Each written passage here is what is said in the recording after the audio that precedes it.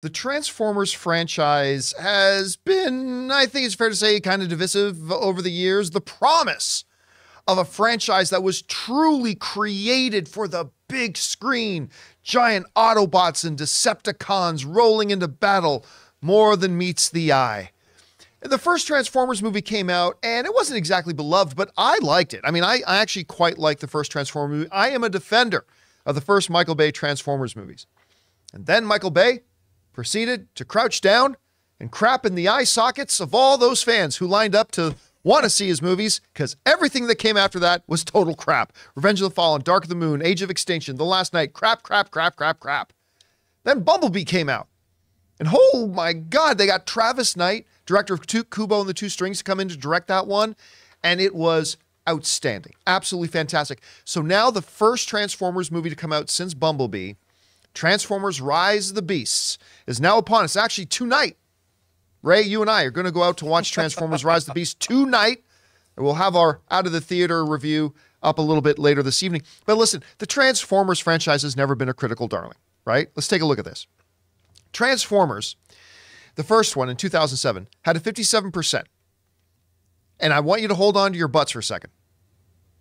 Out of the franchise, that's the second highest critic rating in the franchise. It was 57%. Revenge of the Fallen in 2009 had a 20%. Dark of the Moon had a 35% critic rating. Age of Extinction had a very generous 18% critic rating. And The Last Knight, I swear to God, has 15 more percentage points than it deserves, because it has a 16% critic rating. And then out of nowhere comes Bumblebee. And Travis Knight crushed it with that movie, giving us a 91%. Okay, well, now along comes Transformers Rise of the Beasts. And it's also pretty split, a little more on the favorable side, but right now Transformers Rise of the Beasts is tied with the first Transformers movie for the second best Transformers critic rating at a 57%. Now remember, that 57 on Rotten Tomatoes is not a grade. That's telling us that 57% of the critics like it, which means if there are 100 critics that saw the movie, 57 are standing over here who liked it, 43 are standing over here that didn't like it. So there you have it. And you know what? Here's the thing. Even though the reviews are are very divided, I actually find them a little bit promising. Let's take a look first at some of the negative reviews that have come out here. Punch Drunk Critics wrote, Transformers Rise of the Beast capitalizes on some of what its predecessors did well, while falling back into old habits that drive off course. I like what he said, drive off course. Huh? Get it? Okay. New York City Movie Guru writes, yet another dumb, loud, exhausting, and pointless sequel in a franchise that has run out of steam.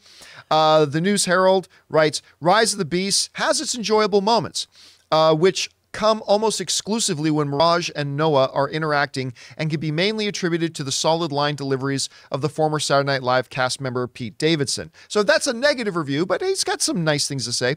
Total Film, which is an outlet I really like, writes, if only Capel Jr., that's the director of the film, his 5 credited screenwriters had found a way to make us invested in the outcome, instead of merely assaulting us with another energy-draining orgy of bombastic mayhem. Yes! I'm telling you what, that may be a negative review, Total Film, but you just kind of got me a little bit more interested. The Tribune News Service, another negative review, writes, unable to rise above this internal conflict, it's a film that's both dull and disposable, though it sets up the opportunity. Yeah, here's the thing, but it sets up the opportunity for more interconnected franchise filmmaking. This is a beast that needs to be put down. Wow. The Playlist writes, it's the noisy, nonsensical insistence that submission to sensory overload should outrank any other storytelling consideration. And we'll end off the negative ones here with the Associated Press, who writes, look, maybe we should be anxious. ChatGPT clearly could have written a better movie. So those are some of the negative ones. Now, to be fair, there are actually more positive ones than negative ones. Okay. Let's jump over and look at some of the positive ones that I think offer a little bit of promise. RogerEbert.com writes, it's still a movie about giant space robots talking trash and smashing into each other, but Transformers Rise of the Beast is better than most offerings in the franchise. Okay, I'll take that. Rachel's Reviews writes, overall, this is a serviceable blockbuster, and I'll take that all day from this normally dismal franchise. Serviceable. Alberto Cona from Cinemania writes, it occasionally manages to retain the charms of a child's game. Okay. Randy's Reviews writes, this is the Transformers movies that we deserved eons ago. Okay. So Randy likes this movie a lot.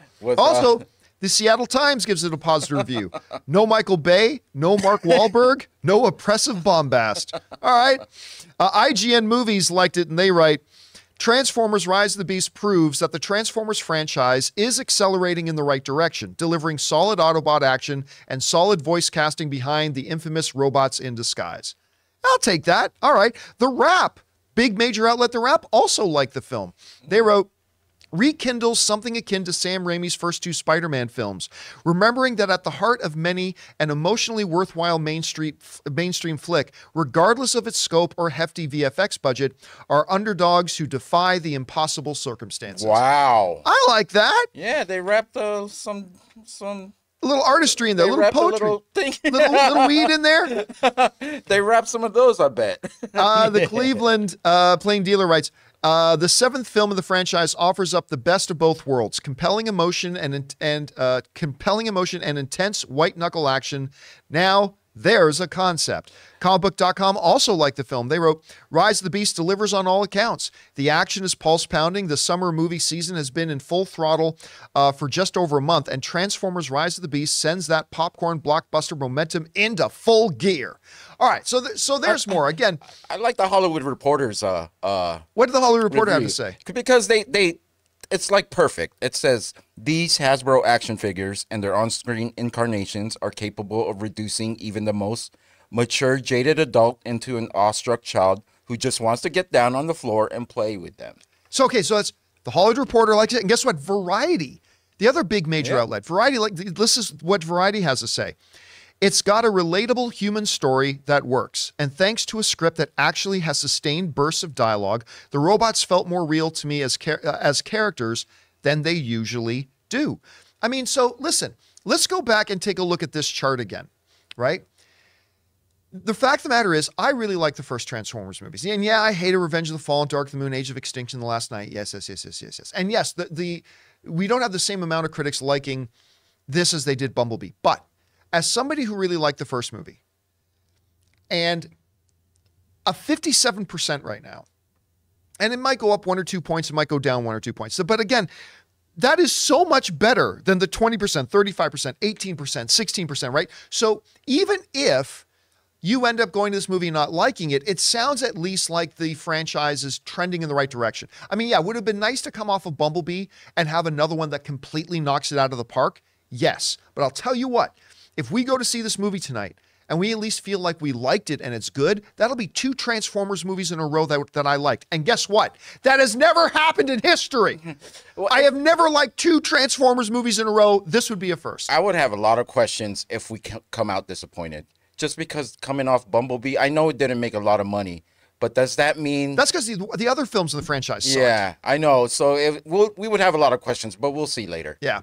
Uh-oh. Father's Day is right around the corner and you haven't gotten your dad anything yet? Don't worry. That's where our sponsors, Manscaped, come in. You and I both know he needs some serious grooming in his life, so grab your dad the Performance Package 4.0 and he'll thank you for helping him tame that beastly hair. Go to manscaped.com and use code CAMPEA for 20% off plus free shipping. Guys, I don't know if your dad's anything like mine, but where my dad lacks some hair on top of his head, believe me, he makes up for it everywhere else on his body, and Manscaped is perfect for him. Manscaped is the only men's brand dedicated to below-the-waist grooming and perfected their game with the Lawnmower 4.0. This is the perfect gift, presenting a sleek, well-designed, and optimized grooming kit that says your balls will thank you right on the box. Their 4th-generation trimmer features a cutting-edge ceramic blade to reduce grooming accidents thanks to their advanced skin-safe technology. This upgraded trimmer includes a multifunction on-off switch that can engage a travel lock. This is great for any guy who does a lot of traveling. It also gives you the ability to turn the 4000K LED spotlight on and off when needed for a more precise shave. Haven't you always wanted to be able to shave your balls in the dark? And come on guys, almost all of our dads have that nose bush sticking out of their nose, right? Well, the Weed Whacker 2.0, the nose and ear hair trimmer, is the best nose trimmer on the market and the perfect gift for your dad. Guys, that's 20% off with free shipping at manscaped.com